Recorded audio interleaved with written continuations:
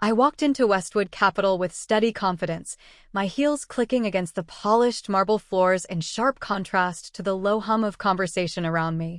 A few employees turned to glance my way, their expressions shifting between curiosity and polite professionalism.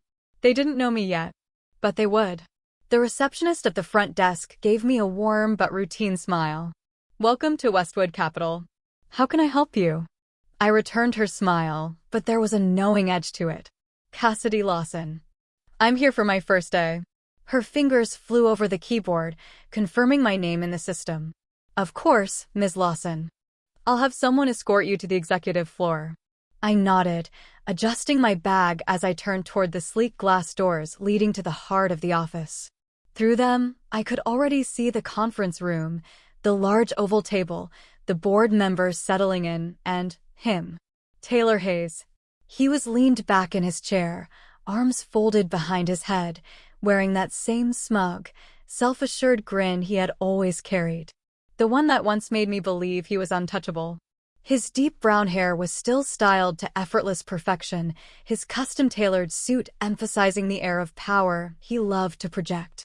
And, just like always, he was laughing, completely unaware of what was about to hit him. I didn't let my expression betray anything as I studied him from a distance. It had been 3 years since I had last seen him in person, and yet, the sight of him still triggered something sharp and bitter in my chest. Not because I missed him. No, that emotion had been burned out of me the day I found out what he had done. But because, even after all this time, he still had no idea that his past was about to catch up to him. The memories threatened to flood back all at once, how I had built a life with this man, how I had trusted him, loved him, and believed that we were a team. Until the day I walked into our bedroom and found him tangled in the sheets with my best friend, Jenna. I still remembered the exact moment he saw me standing in the doorway, the way his expression shifted, not to guilt, not to regret, but to annoyance. As if I was the inconvenience. As if I was in his way. The next morning, he was gone. Disappeared like a thief in the night. But he hadn't just left me heartbroken. No, that would have been too easy. He left me with $150,000 in debt. I had fought to take him to court, to prove that he had forged my name on loans, siphoned money from our joint accounts, and left me drowning in financial ruin while he ran off with Jenna. But his lies, his fake documents, and his careful manipulations had been airtight. The legal system wasn't on my side. So I had lost. I lost my home. I lost my financial stability. I lost the future I had spent years building. But I didn't break. I adapted. I rebuilt myself from the ground up, clawing my way out of the pit he had thrown me into. And now, 3 years later, I wasn't just walking into Westwood Capital as a new employee. I was walking in as Taylor Hayes' new boss. A voice interrupted my thoughts. "Ms. Lawson." I turned to see a tall woman in a sleek navy suit approaching me, holding out a hand. "I'm Rachel Porter, executive assistant to the chairman. I'll take you to the boardroom now." I took her hand, shaking it firmly. "Thank you, Rachel. I appreciate it." She led me through the office, past rows of employees typing away at their desks, murmuring into headsets, flipping through financial reports. The hum of productivity surrounded me, but I barely noticed it. My focus was locked on the glass conference room ahead. As we neared, Rachel continued, "Everyone's eager to meet you. There's a lot of excitement around your appointment. Westwood Capital has been in need of new leadership for a while." "I'm looking forward to getting started," I said smoothly, keeping my tone neutral. We reached the doors, and I could already hear pieces of conversation floating from inside. So I told him, if they want a deal, they need to bring better numbers to the table, came a familiar voice. "Taylor." Rachel reached for the door handle, but I placed a hand on her arm, stopping her. "Give me a moment," I said. She hesitated, then nodded. "Of course." I took a slow breath, steadying myself. The next few seconds would be everything. Then, finally, I reached for the door and pushed it open. The voices inside quieted instantly. Heads turned. Conversations halted. And then, Taylor's laughter died in his throat. His expression froze in a way I had never seen before, his easy confidence suddenly cracking as he blinked at me. For the first time in his life, Taylor Hayes was stunned. I let the silence stretch, let him absorb the weight of the moment. Then I smiled. "Good morning, gentlemen," I said, stepping forward. "I hope you don't mind if I join you." Still, he said nothing. Still, he sat there, frozen. So I took another step forward and placed my employee badge on the table. The name gleamed under the conference room lights, the words printed clearly for everyone to see. Cassidy Lawson, Executive Director. I met Taylor's eyes across the table, tilting my head ever so slightly. "It's nice to see you again," I said. "I'll be running this meeting today." And just like that, the power shifted. Because today wasn't just my first day at Westwood Capital. Today was the beginning of Taylor Hayes' reckoning. Taylor Hayes had always been charming. That was his greatest strength and his most dangerous P*N. I met him when I was 24, fresh out of grad school, ambitious, and ready to take on the world. He was 5 years older, already carving out his space in the finance world, and he had this way of making everything feel effortless. Like he had all the answers. I fell hard. For the late-night talks about our future. For the way he made me feel like we were a team. For the promises he whispered into my ear when we lay tangled in bed, our bodies wrapped around each other like we were made for this. But love with Taylor was never peaceful. Ours was a marriage built on war. At first, the fights seemed normal, just the growing pains of two strong-willed people trying to build a life together. He'd call me too controlling. I'd accuse him of being reckless. He wanted to take risks, and I wanted to build stability. The arguments would burn hot and fast, but then he'd pull me into his arms, tell me I was the only person in the world who truly understood him, and I'd believe it. I should have known better. The red flags were there from the start, but love has a way of making you blind. I ignored the way he always twisted every argument to make me feel like I was the unreasonable one. The way he made reckless financial decisions without telling me, brushing it off as just business. The way he got too close to other women, but always convinced me I was paranoid. And then there was Jenna, my best friend. My closest confidant since college. The person I had trusted with my secrets, my dreams, my entire heart.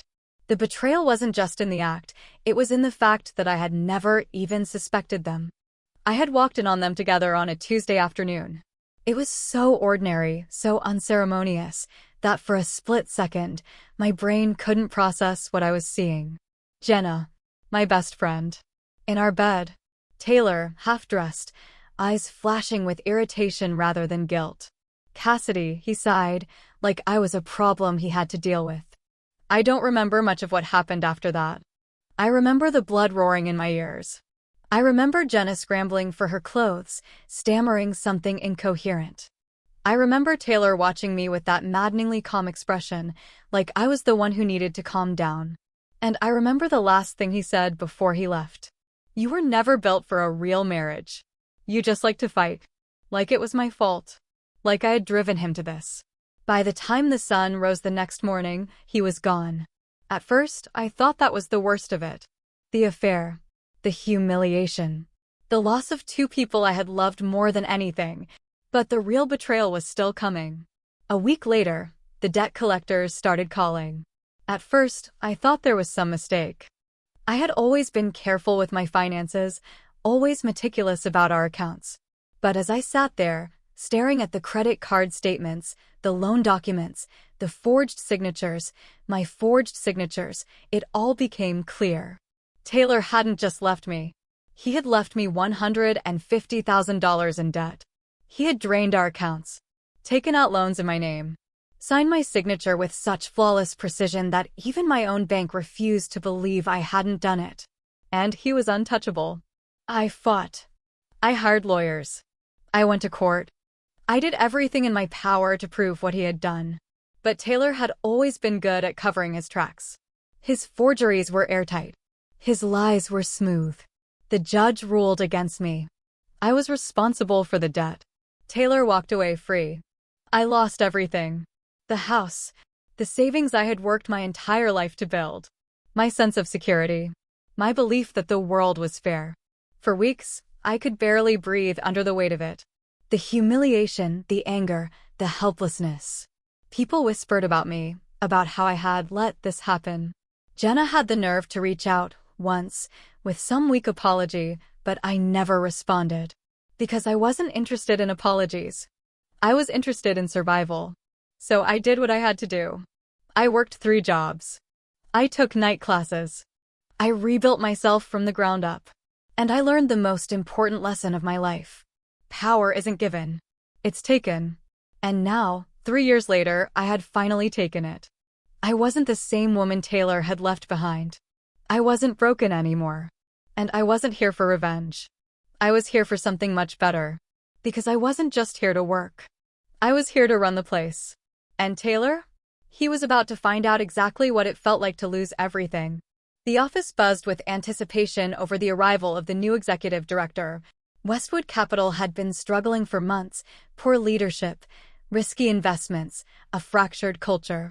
The board knew they needed someone new, someone who could clean up the mess left behind. The employees whispered about the mysterious hire, speculating about what kind of person would be stepping into power. Taylor, though? He wasn't worried. In fact, from where he sat in the conference room, leaning back in his chair with that smug, lazy confidence, he looked comfortable. Relaxed, even. Because he had no idea. To him, I was just another new hire. Another nameless employee walking into the lion's den, completely unaware of the games being played around me. I could already hear the way he spoke about me in his head. Poor thing. Probably some middle manager who thinks she can fix this place. She won't last a year. I knew because I had heard him say it about other women before. I had spent years watching Taylor operate, manipulating people with his charm, his arrogance. I had seen him destroy careers with a single well-placed whisper. He played office politics like a master, using power like a currency, always betting that he would come out on top. And now, as I stood outside the glass walls of the conference room, I knew exactly what he was thinking. That he had already won. Rachel, the executive assistant, stood beside me, adjusting the folder in her hands. "They're wrapping up a quarterly review," she whispered. "I can introduce you now." "No rush," I said, my voice smooth, unreadable. "I want to watch for a moment." Through the glass, I could see Taylor in action. He was speaking, gesturing confidently, the entire room locked into whatever nonsense he was selling. He was always good at that, making things sound better than they were. The man could turn a disaster into a temporary setback, with nothing but the right tone and a charming smirk. It was why the board trusted him. Why employees feared him. Why women fell for him. And why, up until today, no one had dared to challenge him. Rachel shifted beside me, watching him too. "He's been running things unchecked for a while," she murmured. "You'll have your hands full with him." I allowed myself the smallest smirk. "You have no idea." Inside the room, Taylor finished speaking. Someone cracked a joke, and the entire table erupted into laughter. I tilted my head, watching the way he leaned back in his chair, soaking in the attention. Then I took a step forward and pushed open the door. The laughter died instantly. I didn't rush. I took my time, walking into the room, the silence growing heavier with every step. Taylor barely spared me a glance at first. He was too busy checking his phone, likely assuming I was an assistant or a lower-level executive here to brief the real boss. Then, finally, he looked up. And his entire body froze. For the first time in his life, Taylor Hayes was speechless. I could see the exact moment the recognition hit him. His eyes widened, his breath hitched just slightly. His fingers tightened around the edge of the table. But I gave him nothing. No reaction. No satisfaction. Just a polite, professional smile. "Good morning," I said smoothly, setting my folder down at the head of the table. "I hope I'm not interrupting." The other executives looked between me and Taylor, clearly confused by his sudden inability to speak. Rachel stepped forward, addressing the room. "Ladies and gentlemen, I'd like to introduce Cassidy Lawson, our new executive director." A few people straightened in their seats, murmurs passing through the room.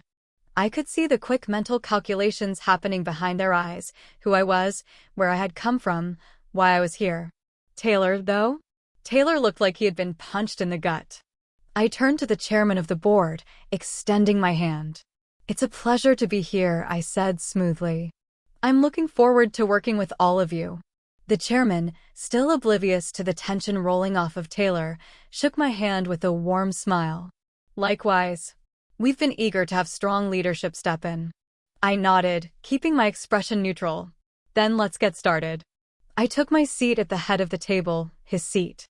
Taylor was still staring at me, his mouth slightly open, his hands gripping the arms of his chair. I met his gaze, tilting my head slightly, as if I were just now acknowledging him. "Mr. Hayes," I said, my voice light but firm. "You look like you've seen a ghost." His throat bobbed as he swallowed, trying to recover. "Cassidy," he finally managed, his voice tight. What are you doing here?" I smiled, flipping open my folder. "Didn't you hear? I'm here to clean up the mess." A flicker of something crossed his face, panic, disbelief. I let the silence stretch between us, watching him squirm. Then I picked up the first agenda item and began the meeting. Because the time for surprises was over. Now, it was time for business. Taylor hadn't moved since I started speaking. He was still frozen in place, hands gripping the arms of his chair like he needed to physically hold onto something to keep himself grounded. His usually smug expression had been wiped clean, replaced by something I had never seen on his face before. Uncertainty. It suited him. Across the table, the chairman of the board smiled as I flipped to the first page of my notes. "Cassidy brings a wealth of experience to Westwood Capital," he said, addressing the room. "Her background in restructuring and corporate finance makes her the perfect fit to take this company in a stronger, more ethical direction." Ethical. I didn't miss the way Taylor's jaw clenched at that word. I smiled, nodding at the chairman before turning my attention back to the rest of the table. "Thank you," I said smoothly. "I'm honored to be stepping into this role." Taylor finally snapped out of his trance, shifting forward. His voice came out strained, but controlled. "I wasn't aware we were bringing in outside leadership," he said, forcing a smile. "This seems sudden." I tilted my head. "Oh, I wouldn't say that." I tapped my fingers against the table. "The board and I have been in discussions for a while." "You must have missed the memo." A few people exchanged glances, sensing the underlying tension between us, but too unsure of the dynamic to comment on it. Taylor let out a small laugh, trying to regain his composure. "Of course. I just like to stay informed." "I'm sure you do," I said, giving him a pointed look. "In fact, that's exactly what I wanted to discuss today." I slid a stack of documents across the table, the papers crisp and neatly organized. The executive team started picking them up, flipping through them with growing curiosity. "These reports outline some of the immediate issues we need to address," I continued, keeping my tone steady. "High-risk investments, mismanaged accounts, and concerning patterns in client relations." Taylor sat up straighter, glancing at the papers in front of him. His face had gone slightly pale. I leaned forward, meeting his gaze directly. "Most of these issues stem from the Investment Relations Department." Silence fell over the room. Taylor's department. The color drained further from his face. "We've had a few challenges, sure, but nothing out of the ordinary," he said, his voice calm but strained. "If there were major concerns, I would have been made aware of them." "Oh, I agree," I said smoothly, flipping to another page in my folder. "Which is why I spent the last 3 months analyzing your department's performance. The patterns are interesting, to say the least." I could feel every set of eyes in the room shifting between me and Taylor. He let out a tense chuckle, shaking his head. "I appreciate the due diligence, Cassidy, but these numbers can be misleading." I didn't let him finish. "Misleading?" I raised an eyebrow, sliding another document across the table. "Like the manipulated client accounts? The high-risk trades disguised as low-yield investments? Or how about the funds that seem to disappear right before quarterly reports are finalized?" A few executives stiffened. The murmurs started up again. I let my words sink in before delivering the final blow. "All of which have been traced directly back to your department." The entire room went silent. Taylor's hands clenched into fists on the table. His eyes flicked over the reports, absorbing the data, probably already calculating how much damage this would do to him. I sat back in my chair, calm, composed. In control. These issues can't be ignored, I continued. And as the new executive director, my first priority is making sure this company runs with transparency and integrity. I let that last word hang in the air. Taylor exhaled slowly, regaining some of his composure. I see, he said, leaning forward. And what exactly is your solution, boss? There it was. That edge of resentment. I smiled. I'm so glad you asked. I stood, straightening my blazer before addressing the rest of the executives. Effective immediately, the Investment Relations Department will undergo a full audit.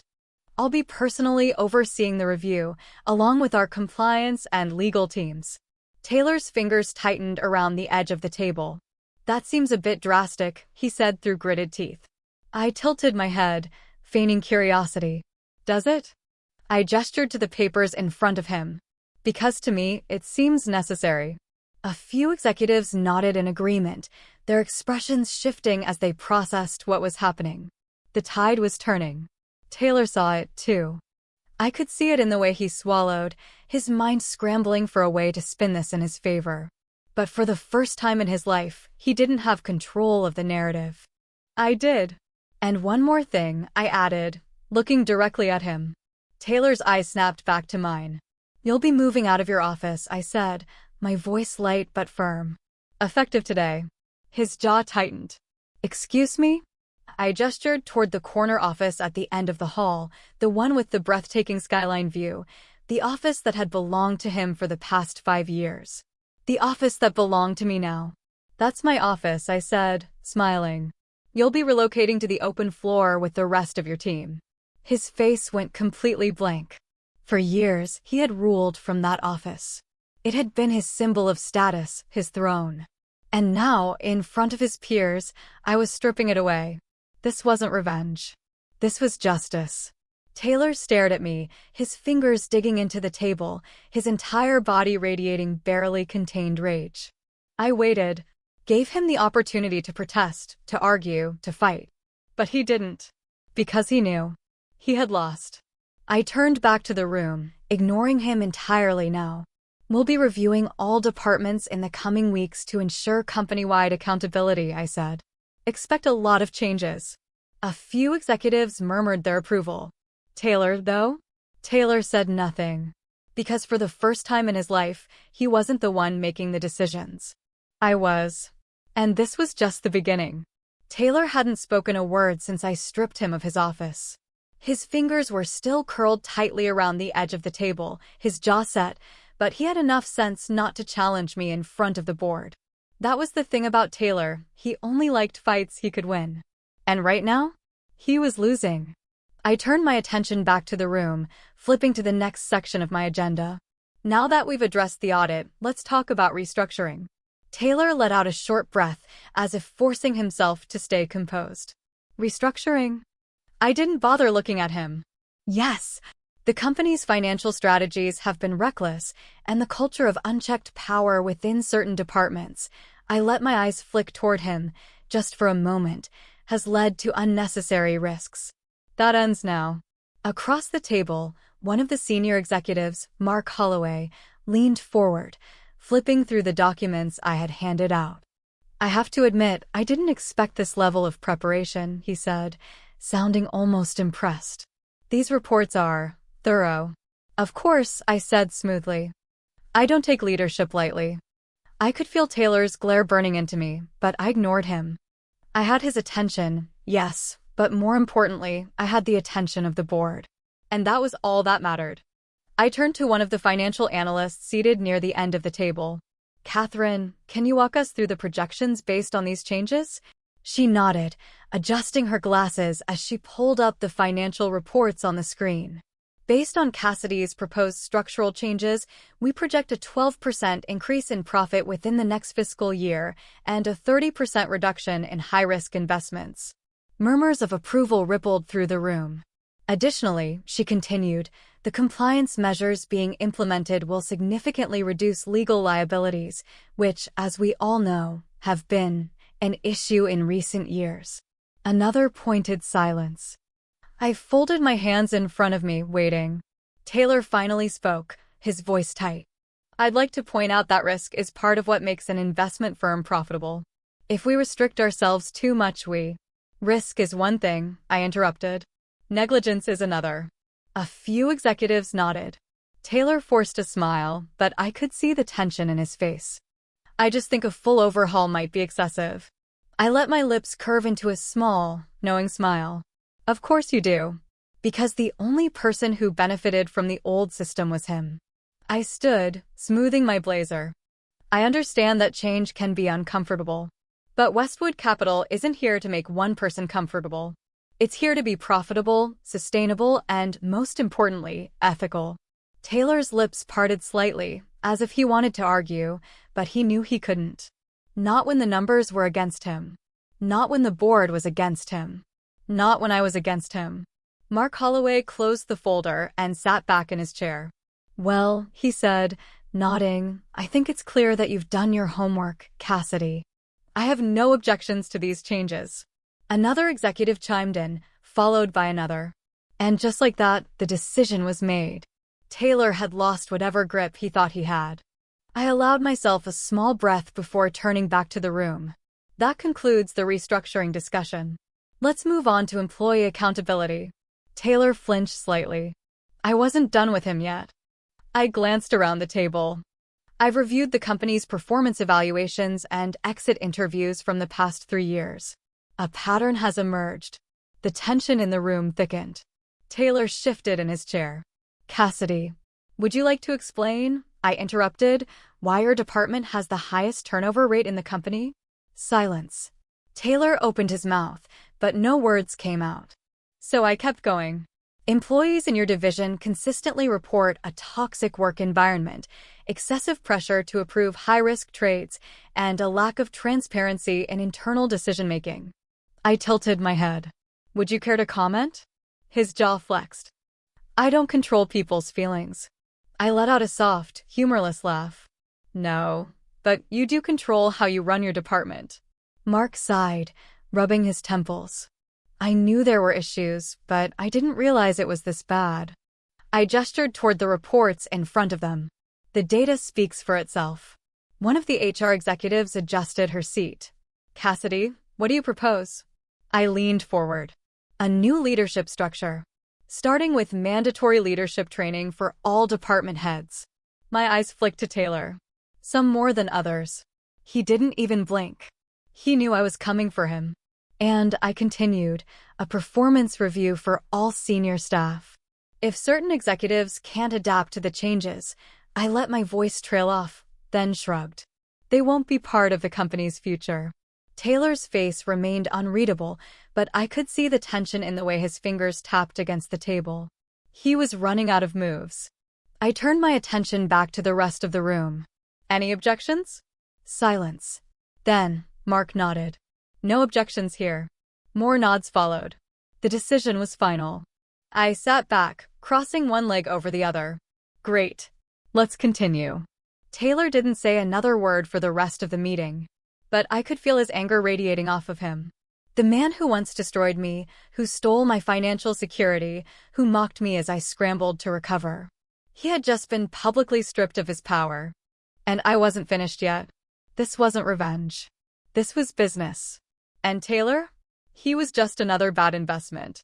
By the time the meeting ended, Taylor looked like he had been through a war. He didn't speak again.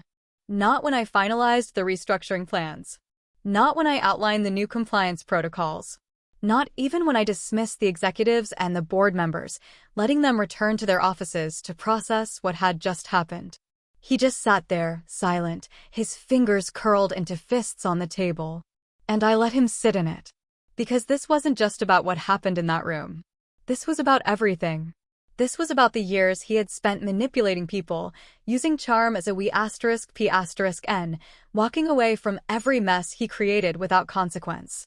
This was about how he had stolen from me, destroyed my life, and moved on like I was nothing more than an unfortunate inconvenience.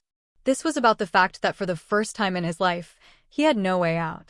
And I was the one who had put him there. I took my time gathering my notes, ignoring him as I slipped them into my folder. I knew he was watching me, knew he was waiting for me to say something, to give him a sign that I had done all of this just to hurt him. But I hadn't, because this wasn't revenge. This was justice. And Taylor Hayes was simply reaping what he had sown. I walked to the door, pausing just before I stepped out. Then, finally, I looked at him. He held my gaze, his expression unreadable, but his eyes were burning. With anger. With disbelief. With the realization that he wasn't the smartest man in the room anymore. I tilted my head. You should get back to work. His jaw tensed. Cassidy. I didn't let him finish. Unlike you, I said smoothly, I don't believe in slacking off on the job. Then, without another word, I walked out, letting the door shut behind me. By the next morning, the entire company knew what had happened. Rumors spread fast, twisting through the hallways like wildfire. Employees whispered about the sudden change in leadership, about how Taylor had been humiliated in front of the board, about how the man who had ruled the office through arrogance and intimidation had been stripped of his power in a matter of hours. And the best part? I didn't have to say a word. Taylor had built his career on control. He liked to be the center of attention, the person everyone feared, the one who made or broke people's careers with a single decision. But now, the same people who had once cowered under him were watching him with something new in their eyes. Not respect. Pity. Because Taylor wasn't the king of Westwood Capital anymore. I was. I spent the next few weeks fixing everything he had broken. I met with employees one-on-one, listening to their concerns, reassuring them that the toxic culture was over. I dug into every contract, every investment, making sure there were no more buried disasters waiting to implode. And Taylor? Taylor had to sit there and watch as I unraveled every lie he had built his career on. He tried to fight back at first. Tried to play the same games he always had, whispering in the ears of the other executives, trying to turn people against me. But it didn't work. Because I had facts. I had data. And I had power. One by one, his allies jumped ship, realizing that siding with him wasn't worth the risk. And soon, he wasn't just powerless. He was alone. The final blow. A month into my leadership, I called Taylor into my office. He hesitated before stepping inside, but I could tell from the way he held himself that he already knew what was coming. He sank into the chair across from me, trying to hold on to whatever dignity he had left. I leaned back in my chair, steepling my fingers. Taylor, I said smoothly. I think it's time we talk about your future at this company. His throat bobbed as he swallowed. I've done nothing wrong. I arched an eyebrow. Would you like me to go over the evidence? Silence. I let the moment stretch, then exhaled slowly. You have two choices, I said. You can resign quietly. Walk away with whatever reputation you have left. Or, I tapped the folder in front of me. I can hand over all of this to legal. Taylor's fingers twitched on the armrest. He knew what was in that folder. And he knew what would happen if I made this public. You can't just erase me, he said, his voice tight. I built this company. I leaned forward, my voice turning cold. No, I said. I built this company. You just took credit for it.